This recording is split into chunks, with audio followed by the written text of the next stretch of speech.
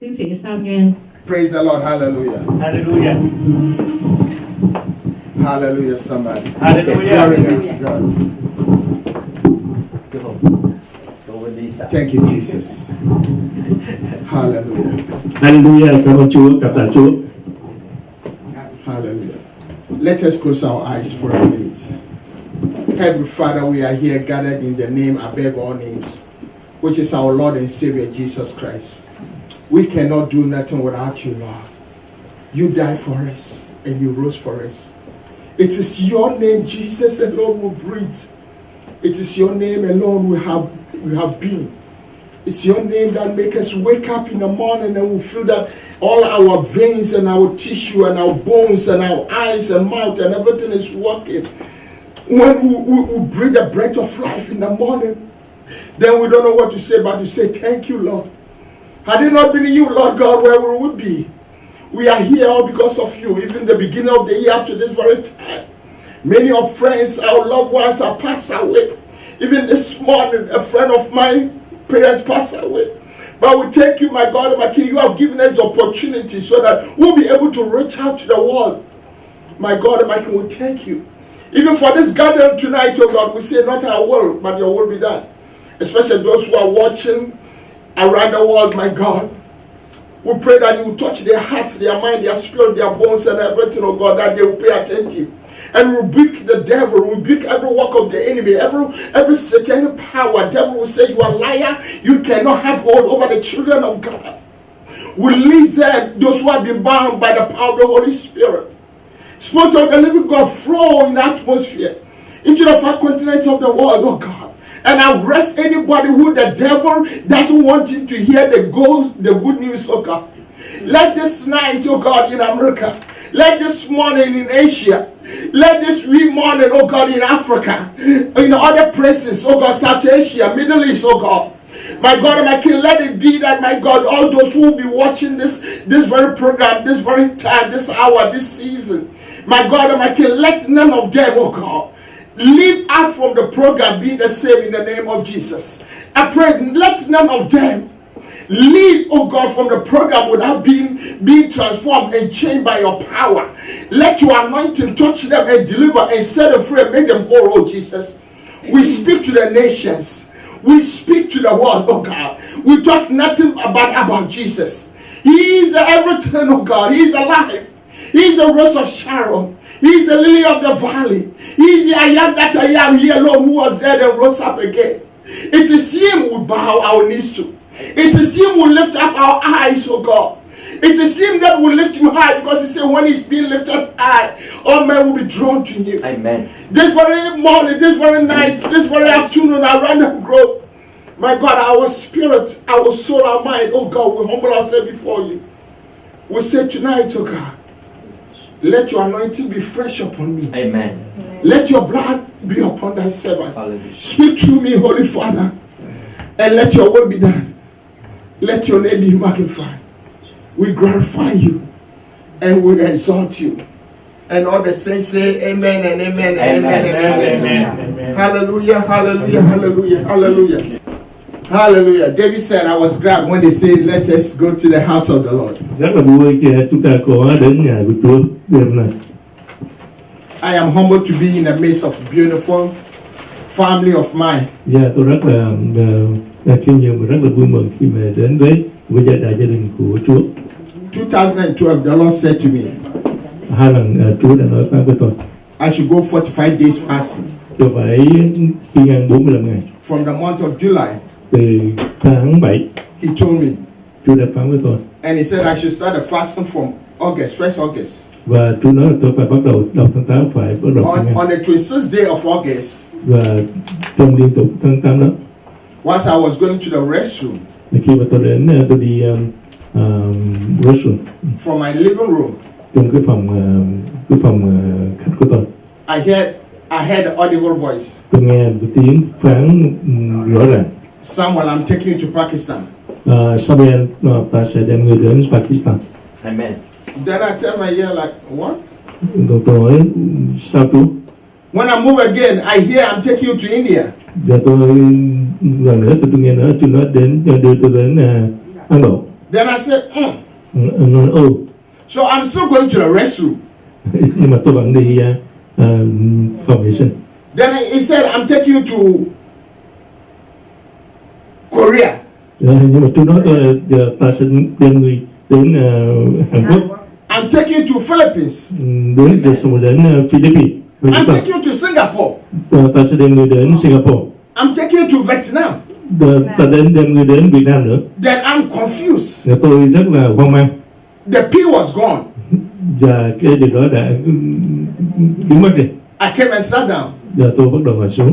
And the Lord gave me more names. Và Chúa cho tôi thêm nhiều tên khác nữa. I'm taking you to Egypt.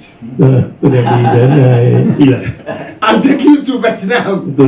Tôi đem người đến Việt Nam. I'm like, Lord, Tôi nói Chúa ơi. all those nations was out of my line at that time. Và Chúa tất cả những nước này là coi như hoàn toàn ngoài cái sức tôi tưởng tượng biết tới.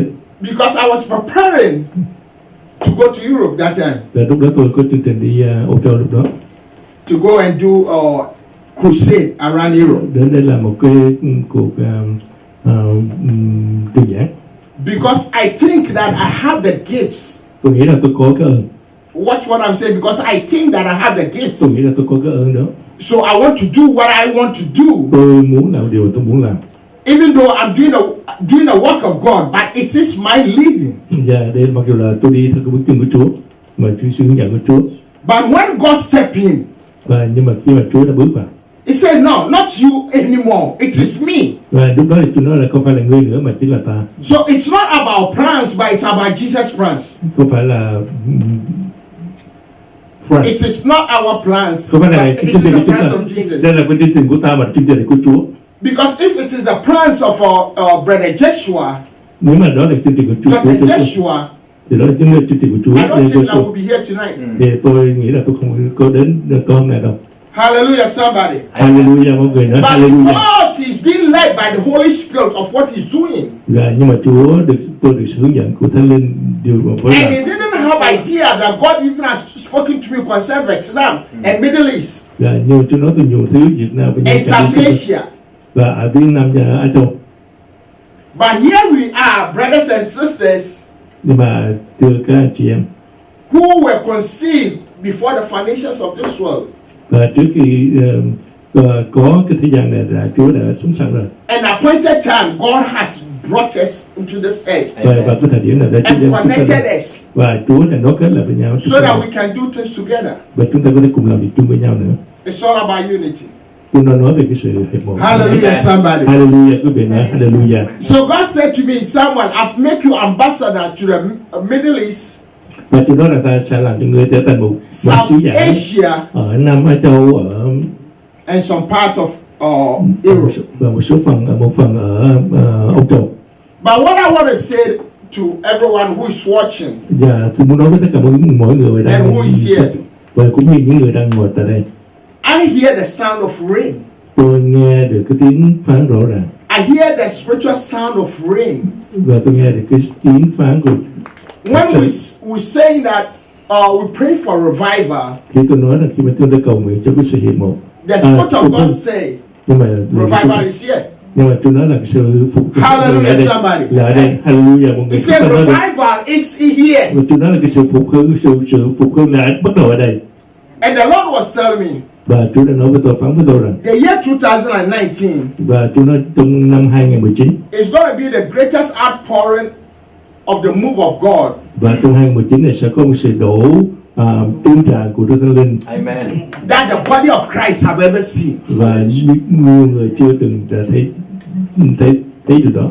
Because the coming of Jesus Christ, the Messiah, Yeshua, is very close. Và cái sự hiện diện của Đấng Messi rất là gần gũi chúng ta. Sure, persuasion will come upon the church. Persuasion will come upon the church. Persecution. Và cái sự bắt bớ cũng lan tràn cũng xảy ra nữa. But whenever you study the Bible, Và khi chúng ta nghiên cứu Kinh Thánh, whenever there's a challenge and persuasion to the church or to Israel, khi mà có sự thử thách thì bắt bớ đối với những hội thánh, That is where God manifests Himself so powerfully. And Và so chính là những lúc đó mà Chúa đã bày tỏ Ngài một cách rất là mạnh mẽ. So you that you are listening, I want you to know that get ready. Do đó mà tôi nói quý vị là Hallelujah, somebody, get ready. hãy chuẩn bị. Because God is about to shake the nations. Và Chúa bắt đầu sẽ làm rúng động cái Hallelujah, somebody. Hallelujah, quý vị là hallelujah. People are looking to different faces, names, and the titles. Và tôi thấy nhìn xung quanh toàn là những cái tên tuổi này, tên thế này, tên thế kia. It's not about names, the titles, Không phải là tên hay là những and cái the country of hay original, là những quốc gia nào mà có tên. and the name you or the family you come from, etc. Không phải những cái tên hay của gia đình mà quý vị đi tới. But God is raising up a new breed. Và Chúa sẽ mang đến một cái thế hệ, một God cái is người raising mới. up a new people Chúa sẽ mang đến một cái nhân sự mới. who He has His hand upon them Và Chúa đã đặt để trên đó người đó with a strong anointing. với một cái sự sức dầu mạnh mẽ. That's why He said, take the base things, the foolish things to make the wise stupid and idiot. Chúa vì thế đã phân biệt những người phi tiên và những người khác To shame the prominent people. để mà chia sẻ những cái.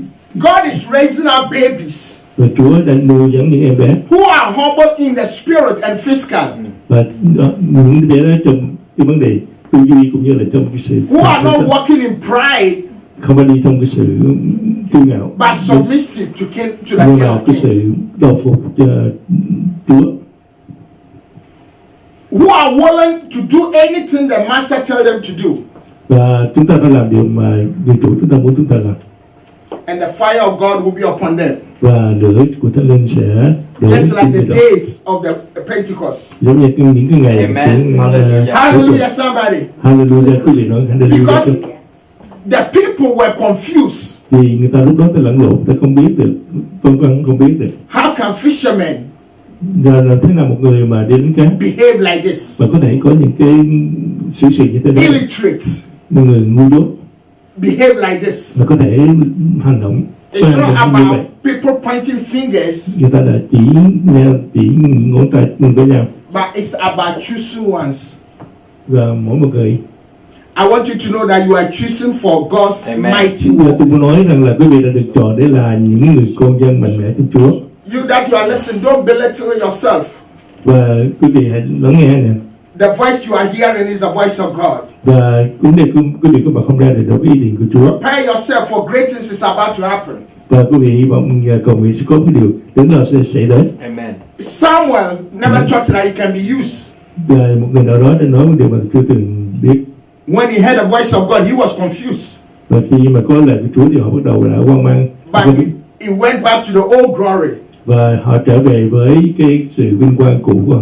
I want you to know that the old glory has passed away. Và tôi nói rằng cái đi vinh quang cũ đã đi qua rồi. Hallelujah, somebody. Hallelujah. The days of Elisha was dead, Elisha đã chết and still there was anointing left on him. và cái sự sức giàu vẫn có để trên đó. In the grave, when they were burying somebody because of the leftover anointing, Và cái sự sức giàu đó để cho lại cho một a dead cái, person rose up from the dead. và cái người chết đã được sống lại. Saints of God, we don't want to walk in the leftover anointing. Và tôi cũng không muốn để có sự đi đó mà không The có dead sự will sống. not praise God. Và cái người chết không biết. We are the living, choosing vessel. Chúng ta là những người mà sống mà như là Hallelujah, somebody. Chúng ta là những người sống We với want thể. to walk in truth and in power and authority Chúng ta đi trong sự lẽ thật và trong sự quyền năng and demonstration of the Holy Spirit. và cái sự hiện diện của Chúa Thánh Linh. As we hold our hands together as one, Và chúng ta sẽ nắm tay với nhau như là một người. Hallelujah, somebody. Hallelujah. Chúng ta nắm tay nhau let như us là open our Bible to Psalm 145. trong thi thiên 145 quý vị đã có mà ra. Hallelujah. Hallelujah. Oh, Jesus, we give you praise. Psalm 103. Psalm 144, 145, 103. 103, 103. 103 verse 1. Psalm 103 verse 1 to 5. Trong 103 câu 1 đến câu 5. I want to discuss a little bit about the most important person in my life and your life and you that you are watching your life. Tôi nói đến một người mà rất là quan trọng đối với mỗi đời sống của chúng ta. I want to talk about the person Tôi Who muốn, without him, I can't do nothing. và một người mà không có người đó thì tôi không làm được gì cả. Who has my soul in his hand, Và người mà đã nắm giữ linh hồn tôi and your soul in và his hand, linh hồn quý vị đang and all those who are watching in his và hand. tất cả những người mà đang nhìn. Hallelujah. Hallelujah. Psalm 103, verse 1 to 5. 1 đến 5. Say, bless the Lord, O my soul, Hỡi linh hồn ta, hãy ca ngợi Chúa. and all that is within me. Hỡi tất cả những gì ở trong ta, Bless his holy name. hãy ca tụng danh thánh của Ngài. Bless the Lord, O my soul, Hỡi linh hồn ta, and forget not all his benefits, hãy ca ngợi Chúa, who forgiveth all thy iniquities, chớ quên mọi ơn huệ của Ngài, and who healeth thee of all thy disease.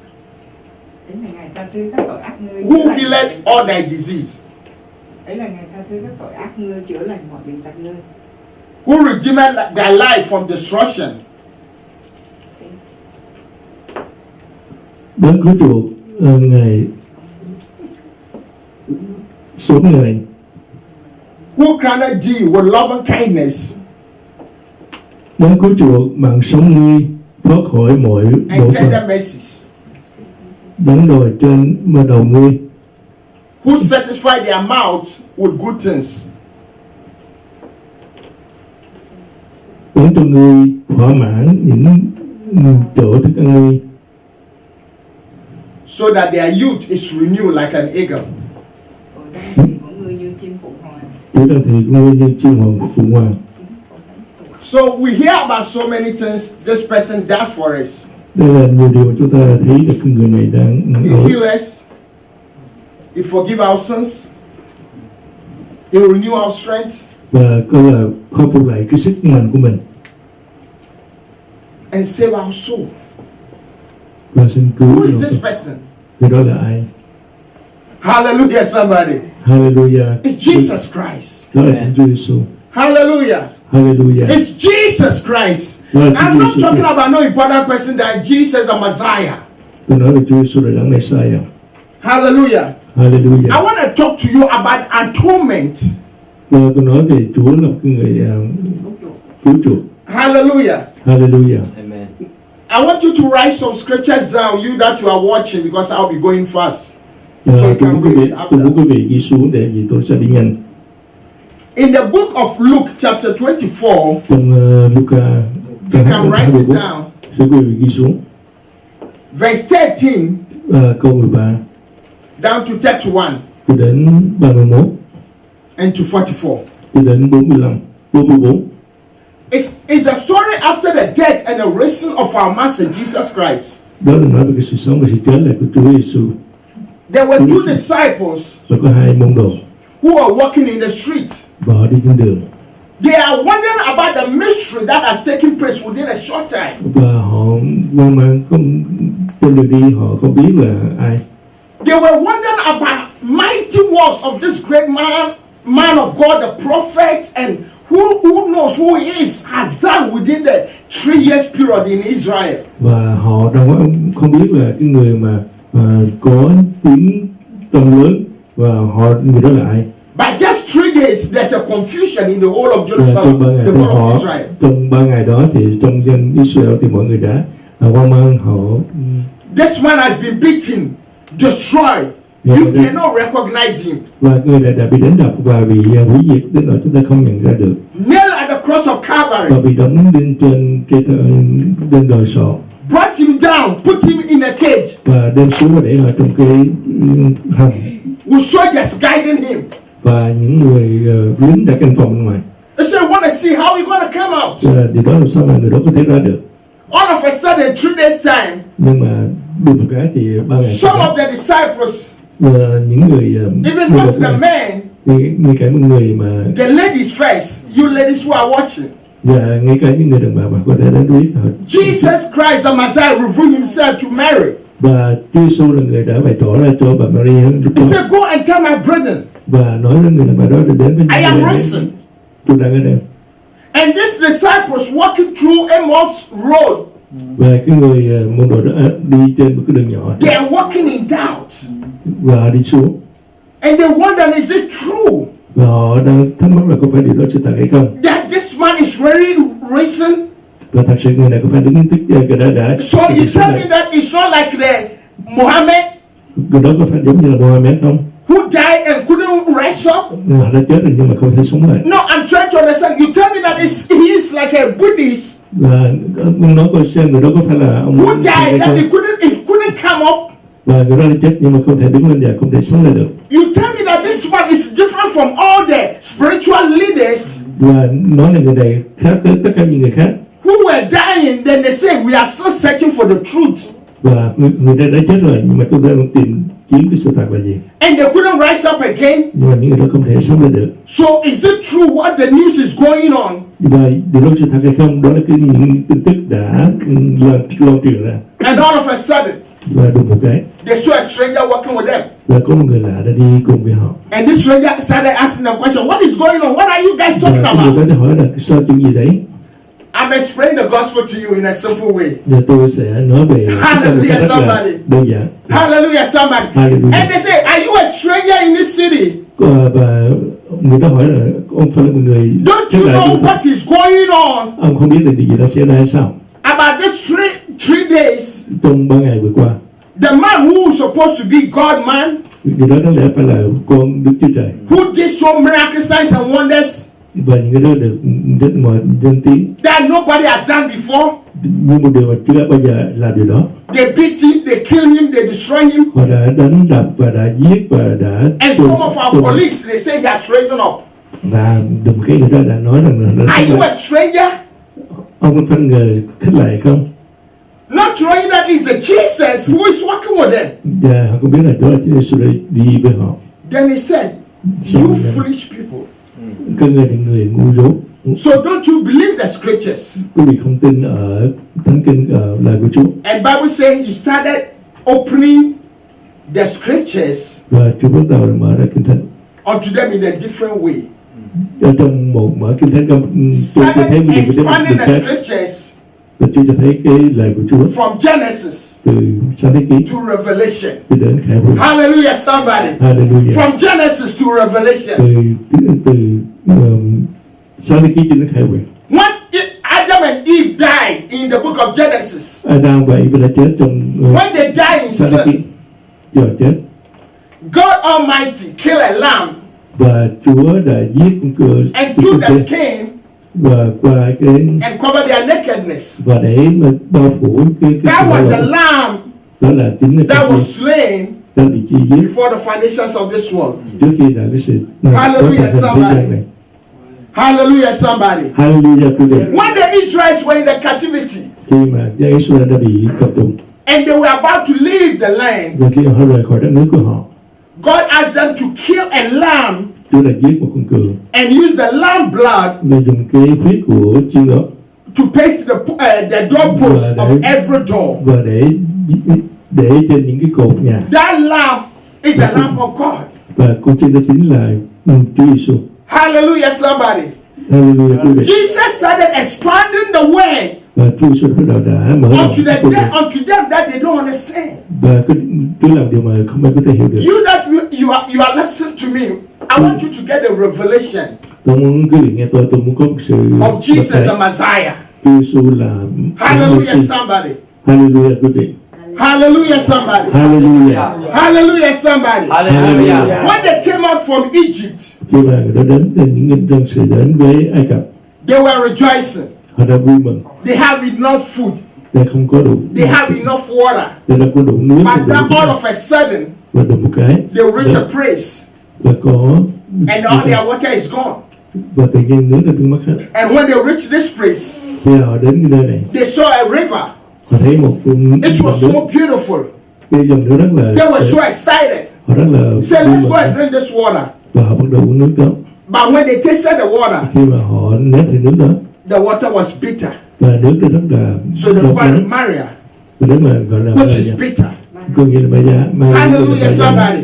Hallelujah. And Moses had to come inside Và khi những số người đến vào bên trong and he đó cut a stick và họ đi chết ra and he put it in the water.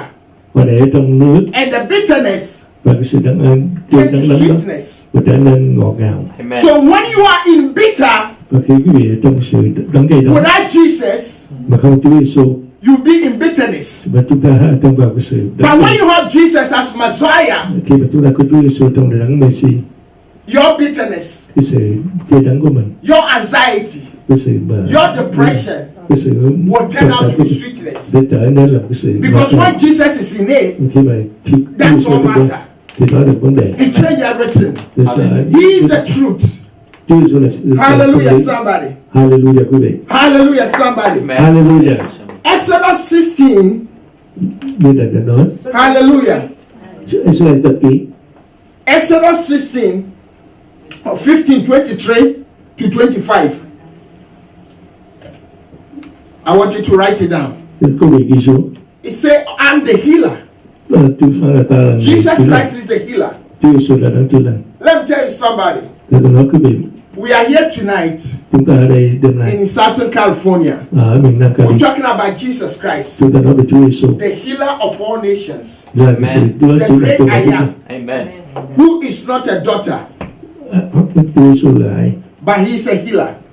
Người Chúa Giêsu là đấng chữa lành. No matter how your situation is, Dù hoàn cảnh chúng ta như thế nào đi when nữa, you trust in him, khi mà chúng ta tin cậy đến Ngài, he will turn your situation around. Chúa sẽ chuyển hóa cái hoàn cảnh của chúng ta. Hallelujah, somebody. Hallelujah quý vị. There was a time when the Israel was still going forward. Khi mà có một thời gian mà dân They are Israel đã đi, walking with God họ đi với Chúa, cùng đi với Chúa. was up and down. Khi lên khi xuống, And when they reached some praise, và khi mà họ đã they started murmuring. và họ đóng đa làm bầm Because there was no food, vì không có there was no water. vì không có nước uống, không thức ăn, And God started punishing them, và Chúa bắt đầu đã hành phạt họ. sending the serpents Và tự nhiên because of their unbelief. vì cái sự bất tín của họ So the serpent và những cái con rắn started biting them. bắt đầu đã cắn họ. But when they started crying, Và khi họ bắt đầu đã khóc he said, call upon me Chúa kêu gọi in times of trouble, và họ trong and I'll show you great and mighty things và tôi bày tỏ cái sự which you knew it not. God made a brass Chúa đã làm một of a cái serpent một cái con rắn bằng đồng. and asked them, if you look unto the serpent, Và khi tôi nhìn con rắn đó, everyone who is bitten và khi người nào đã bị shall be đánh, healed. bị- So when they started looking at the serpent, và khi đã bắt đầu nhìn con rắn đó they started getting healed. và họ được sự chữa lành. What is the symbolic of the serpent? Đó là cái sự biểu tượng gì? Jesus represented the sin Và Chúa Giêsu đã được biểu and the tượng murmuring và cái sự lầm bầm of the Israelites. của dân Israel. So serpent Và con rắn đó stand for sin, có nghĩa là our cái sự bắt- iniquities, và cái sự bắt toàn, cái sự our cares, và cái sự our everything negative. tất cả những điều mà tiêu cực. Galatians 3:13, Trong cái từ đoạn 13 it said he nailed it at the cross of Calvary. và ở trên đồi So he took our sins Chúa đem tội lỗi chúng ta and nailed it at the cross of Calvary. và đem đến tội chúng đến. So when they saw the serpent, Khi họ thấy con rắn, they got healed. họ đã được chữa lành. Hallelujah, somebody. Hallelujah. So it was a walk with God. Do đó mình sẽ đi đồng đi với Chúa. They were insecure. They were insecure. Họ có cái sự không an toàn. So it came to a place, Và khi đến một nơi, they were hungry. họ đói bụng và đói And khát. God had to provide Và Chúa đã cung cấp cho họ manna from heaven. mana từ trời. What is the symbolic of that manna? Điều mana đó từ trên điều gì? The bread from heaven. Đó là thức ăn từ trời. That's Jesus, Yeshua, the Messiah. Amen. Đó là chính là Chúa Giêsu đấng We Messiah. are not talking about nobody special.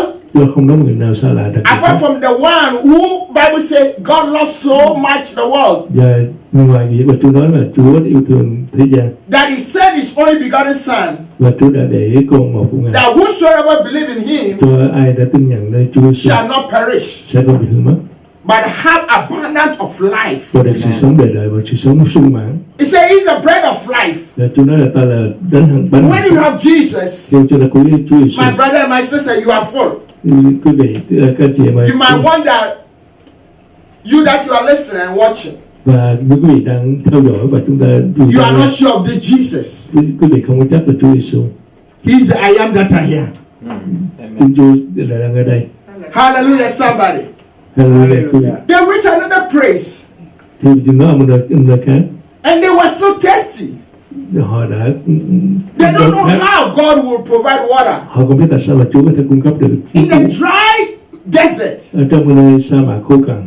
But I want you to know that we are serving a miracle working God Và chúng ta biết là chúng ta phục vụ một đấng mà có who make all có things possible. làm mọi sự có thể điều được. Out of the rock, Ngay cả he let his servant họ đã đưa từng con rắn touch the rock, đã đụng đến cái strike the rock và đập con đá with a stick, với một cái cây gậy and water came out from the rock. và nước đi ra từ đó.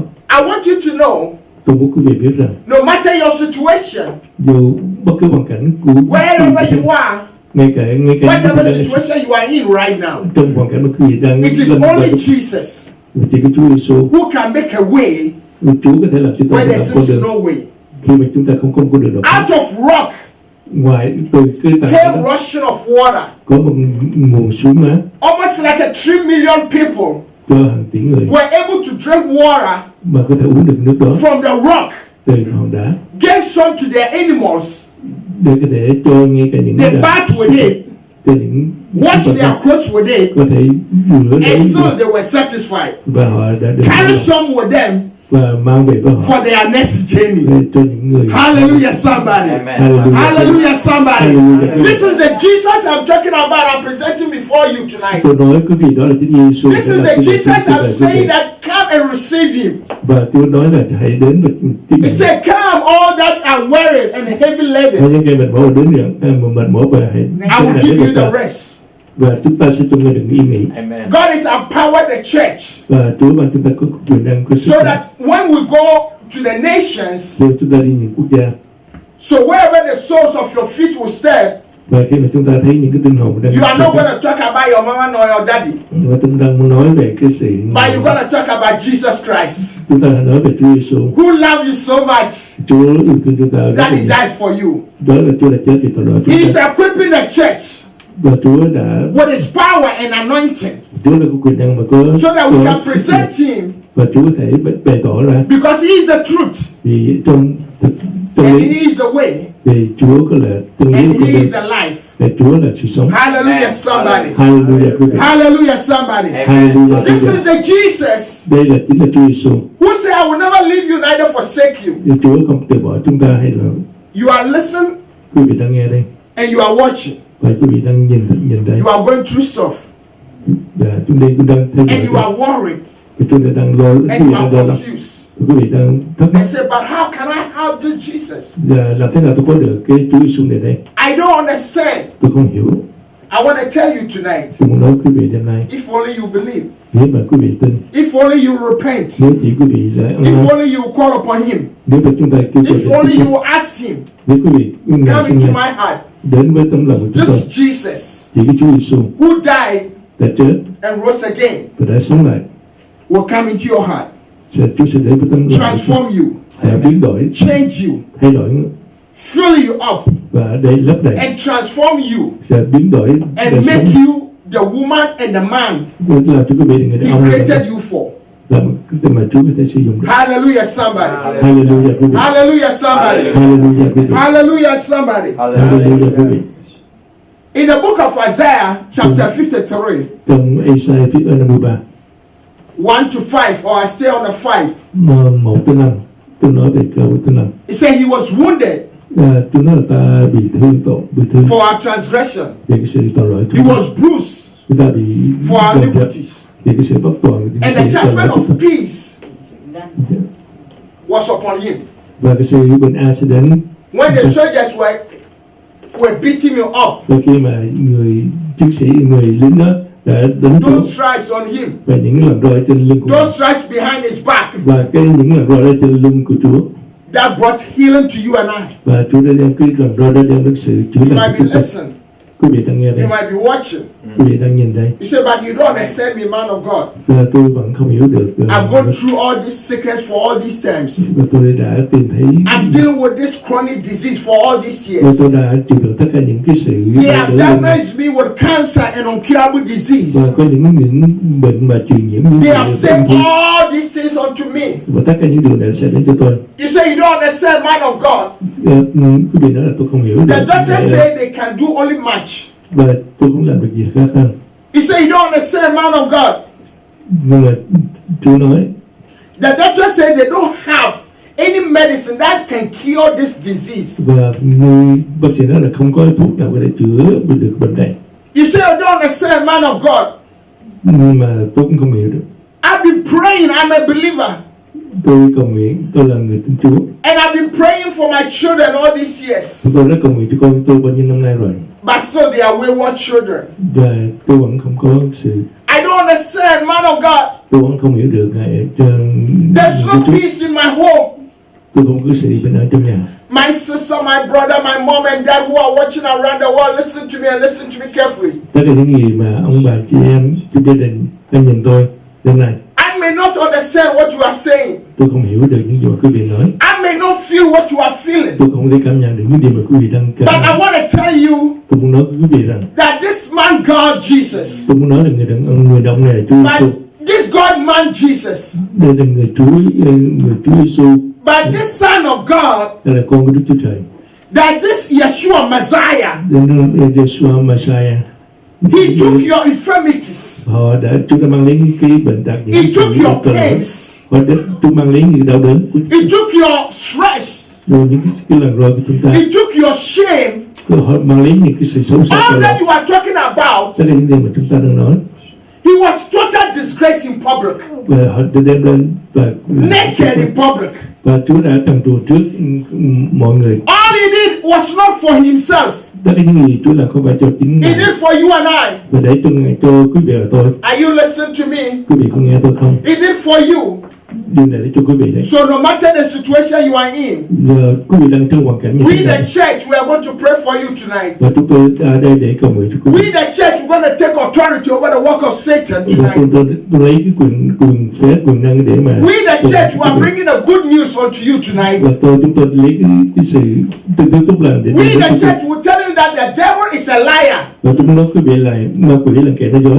We the church want you to know that the only report you have to believe is the report of Jesus Christ. Và tôi muốn quý vị tin rằng Chúa Giêsu đó là chính là cái phần mà Chúa muốn. It doesn't matter the report they've given to you. Chúng tôi không muốn, tôi không bất kể là những cái sự báo cáo của bác sĩ như thế nào về bệnh tình của quý vị. It doesn't matter the disappointment that you have gone through. Và tôi cũng không ngay cả cái sự thất vọng của quý vị như thế nào tôi cũng không cần biết.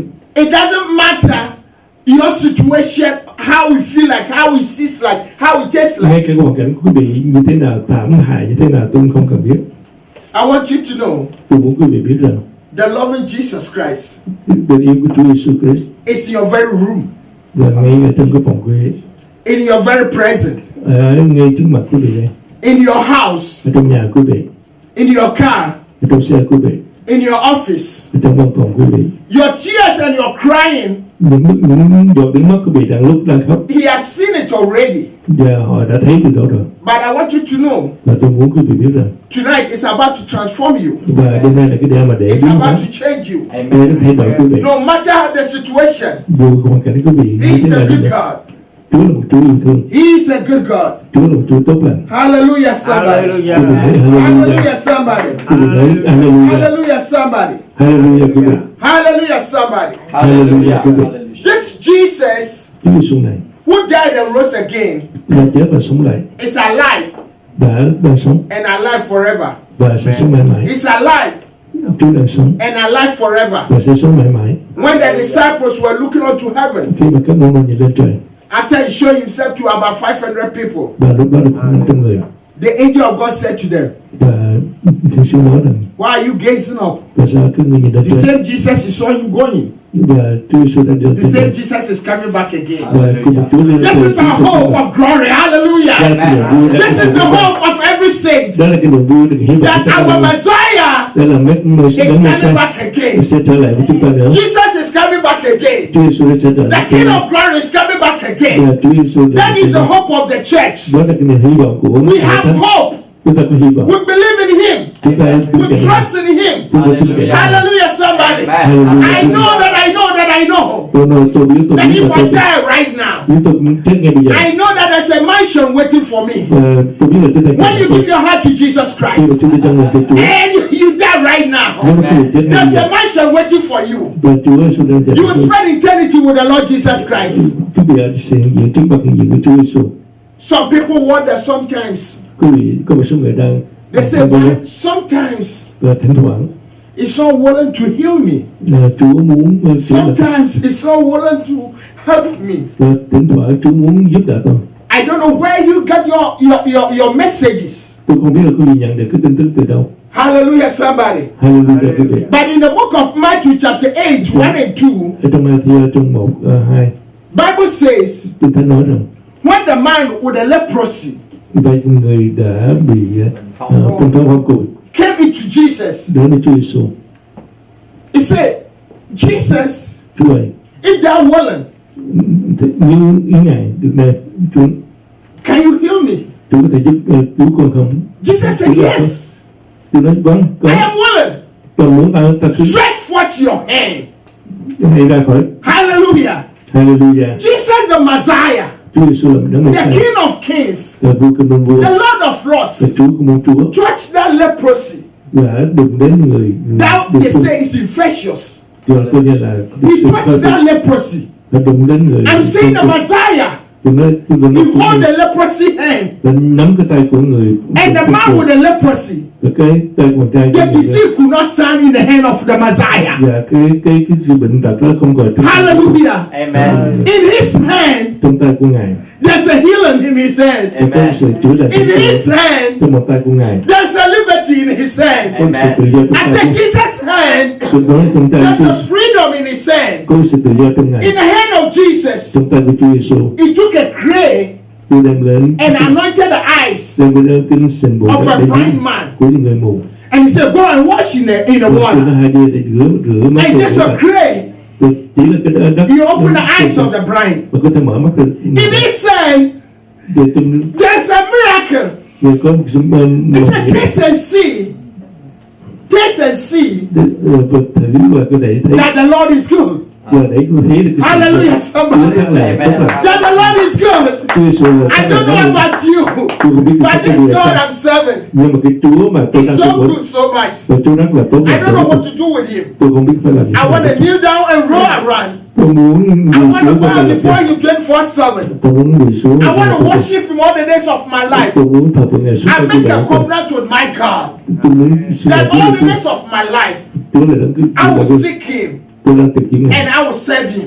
Tôi đã thờ phượng Ngài. Hallelujah, somebody. Hallelujah. If there's any name, Trong bất kỳ những cái any danh nào, important name in this world trong các cái danh nào that trong you're cái danh looking for, mà quý vị đang tìm kiếm, with my recommendation, my brother, my sister, tôi muốn thưa quý vị rằng that is Jesus I'm recommending him for. đó là Chúa Giêsu. Tôi He is muốn the thưa quý only vị. one. Đó là chỉ là một đấng When your mother, khi mà when your father, khi mà mẹ hoặc when your spouse, khi mà vợ when your children, khi mà con when cái, your boss, khi là when they rejected you, và là những when they người disappoint you, khi những người đã làm when they không- say go, khi những người đã we can't do anything with you because you are prostitute, because you are homo. thì những người because you have done everything. đã làm tất cả những điều mà He is the only one. nhưng mà chỉ có Chúa Be looking forward for you. đã được tìm kiếm He said, quý vị. come, Và Chúa nói hãy đến come, đến and I will cleanse you, và tôi sẽ làm cho and I người will sạch. wash you, Tôi sẽ rửa sạch and I người. will make you whole, Tôi sẽ làm cho người with my và blood. đã sạch với huyết của ta. and I will give you a new song Và tôi cho các người into your mouth, trong miệng của a người song of deliverance, và cái sự a song of testimony, a song of testimony. và cái lời làm Let me tell you, all those who are listening to me, và xin nói quý vị tất cả mọi người heaven will never be filled và thiên đàng sẽ không bao with giờ so-called như đấy được gọi perfect people. cho những người Hallelujah. Hallelujah. Heaven will be filled Thiên đàng sẽ là with X, chữ S X, S X, S X. X. I am X drug addict. Oh, đó là Hallelujah, somebody. Are you getting the vision? đó là cái người Heaven will be filled with an X, Poly-S drug addict, với những người mà coi như là đã ex-prostitute, những người đã từng là ex-liar. những người đã từng là nói chuyện nói là tội lỗi những Everybody người who will be in heaven trên thiên đàng, will be bold and say, là những người đã được cứu. I was a sinner Tôi là người tội lỗi, by the grace and the mercy of God. bởi sự thương xót quyền năng I've của been mình, born again. tôi là một người được tái sinh. I was going on my own way Tôi đi con đường riêng của tôi, unto hell, đi xuống vào địa ngục, but the grace and the mercy of God và sự thương xót của Ngài draw me đã kéo tôi lại without doing anything. mà không cần phải làm điều He gì. paid the price, Chúa đã trả the giá penalty cái hình phạt for my sins. cho tội lỗi của. So I'm here Vì đó tôi ở đây in heaven ở trên thiên đàng, because of what the Master Jesus. như là Chúa đã làm cho tôi trên thiên đàng, It's not by might, bởi quyền năng, not by power, không phải quyền năng but của by His Chúa, grace. bởi quyền Hallelujah, bởi somebody. sự thương xót của Ngài. Amen. Amen, somebody. Amen. Are you ready, my brother, my sister, who is watching me Thưa các anh chị em còn đang nhìn tôi around the globe? và theo dõi cho tôi, Soon I will be praying for you.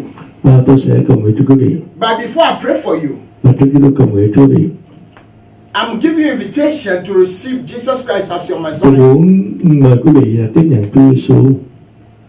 Because we can pray for the dead to rise up right now. Tôi có thể cầu nguyện cho những người mà chết sống lại, The blind can see, miracles can happen. và nhiều thứ như là những người mù được thấy và những điều phép lạ khác. The Bible say it is appointed for man to die once, Và như Kinh Thánh nói là một người phải được chết một lần, but after the death, rồi sẽ bị phán xét you stand in the presence of God. và sẽ đứng ngồi trước mặt Đấng Christ. Where are you going to spend eternity? Và quý vị sẽ ở nơi đời đời ở đâu? People have words. Quý vị đã có số người đã People have theologies. People have so many things to say. và có nhiều người đã nói nhiều điều. But everybody will eat their words. Và mỗi người sẽ nói cái sự ăn uống cái sự phán xét There's của- no in between heaven and earth. và không có cái giữa thiên đàng và địa ngục, It's only two places. chỉ có hai nơi mà thôi. Either you spend eternity in heaven Hoặc là quý vị ở đời đời trên thiên đàng, or you spend eternity in hell hoặc with là ở nơi Satan. từ từ ở nơi một nơi một cuộc sống đời đời ở quá That đời. he got up away from his throne, Và Chúa đã kéo took Chúa up lại, his crown, và Chúa đã để những cái and he điều Chúa laid đặt, it down.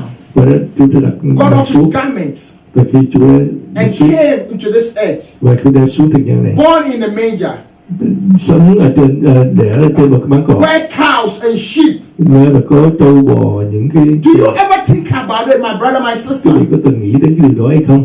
I'm here to bring you the good news. Tôi đến đây để đem quý vị cái tin mừng. Because we can have everything in the world, Chúng ta có thể có tất cả mọi thứ trên trần gian này, but we will pass away one day. mà trước một ngày nào đó chúng ta sẽ qua None đời, of our world will take it to our grave. và chúng ta không thể đem điều gì đến đưa cái quan tài chúng ta. But when we have this man Khi mà chúng ta có một người này in us, trong lòng chúng ta, when we die, khi mà chúng ta chết, the same man thì cùng một người đó, whose name is Jesus Christ người đó tên là will Jesus raise Christ, us up. sẽ mang chúng ta lên. Hallelujah. Hallelujah. And we shall be with him forever. Và chúng ta sẽ ở với Chúa mãi mãi. Hallelujah, somebody. Hallelujah. This Quý is vị, the Jesus I'm talking about. đây là Chúa Giêsu mà tôi muốn Are nói you quý vị. ready, my brother, my sister, as Quý you vị có listen sẵn to me? sàng biết là Chúa Giêsu For the không? past few months, a few minutes, Và trong vài phút vừa qua, are you listening? quý vị có đó lắng Are nghe. you willing Quý vị có muốn, to give your heart to him? quý vị muốn dâng If you say đời yes, sống của mình cho Chúa không? I want you to say this after me. Tôi muốn quý vị nói điều này theo tôi. Lord Jesus, Chúa Giêsu ơi, Lord Jesus. I am a sinner. tôi là người tội nhân, Forgive my sins. xin tha thứ tội của con, Come into my heart. xin đến với lòng con, Be my savior. là đấng cứu chuộc con. I repent of my sins. Tôi xin ăn năn tội của con. From this very day, Từ ngày hôm nay, I give it all to you. tôi xin dâng Chúa tất cả mọi I'm not thứ. going back to my old ways. Tôi không muốn trở về cái lối sống cũ của tôi I nữa. need your help, Holy Tôi Spirit. muốn Ngài giúp con, tôi giúp Ngài giúp I con. believe in my heart Tôi tin trong lòng tôi rằng and I confess with my mouth tôi xin nhận với miệng của tôi, that you died and you rose again. người Ngài đã chết và đã sống lại, And you are the Lord of Lords và Chúa là Chúa của and muôn the Chúa King of Kings. và vua của muôn vua. Amen and amen. Amen và amen. Amen and amen. Amen và amen. Amen and amen. Amen và amen. Amen and amen. Amen và amen. Bible says when a sinner repent of Và his Chúa nói là khi một người tội nhân đã xưng tội, đã ăn năn, the whole kingdom of heaven are Và tất cả rejoicing. những người trên thiên sứ thiên đàng được vui mừng. Right now, if you have given your heart to Jesus, let me tell you the good news. Ngay bây giờ quý vị đã cho mình The cho Chúa angels thì of quý vị God vui are mừng. rejoicing Và đây là cái điều mà tôi vui mừng. that a son is born again, Và Chúa Giêsu đã được a tái sinh daughter is born again. và người con đã được tái sinh. So I want to pray with you. Tôi muốn cầu nguyện cho quý vị Find a Bible believing church và tìm một nhà thờ mà có cái ra nền tảng trên kinh thánh, who believe in the word of God, tin theo cái đường lối của Chúa who Giêsu believe in the full gospel of Christ và Jesus, tin rằng cái phúc âm trọn vẹn của Đức Chúa and attend. và đến dự. Hallelujah. Hallelujah. Father God, I just want to thank you for your message which is spoken to your people. Cảm ơn Chúa về cái lời mà Chúa phán với I dân thank you chúng. for the lives who has given their heart to Jesus Christ. Cảm ơn Chúa về những cái linh hồn mà đã đến với I ask Chúa. you, my God and my King, Tôi cầu xin Chúa là that Chúa you will đã protect them. xin bảo vệ họ You will guide them to the new birth. và hướng họ đến một cái nơi tốt lành hơn. You will order their steps to right places at the right time. Và Chúa là đấng đến đúng lúc. You will pour your blessings upon them Chúa sẽ chúc phước đổ phước trên đời sống của họ and reveal Messiah into their spirit, their soul, mind and body. và tạo cho họ có một linh hồn thân thể mới And let them walk with you on daily basis và cho họ cùng đi với Ngài as they have found the truth và tìm thấy cái chân lý in you. trong Ngài. In Jesus' name. Trong danh Chúa Giêsu. Hallelujah. Amen. Hallelujah. Hallelujah, somebody. Hallelujah. Bring our brother here. Hallelujah. Let him stand here. Jesus will give you praise. Hallelujah. Hallelujah. Yeah.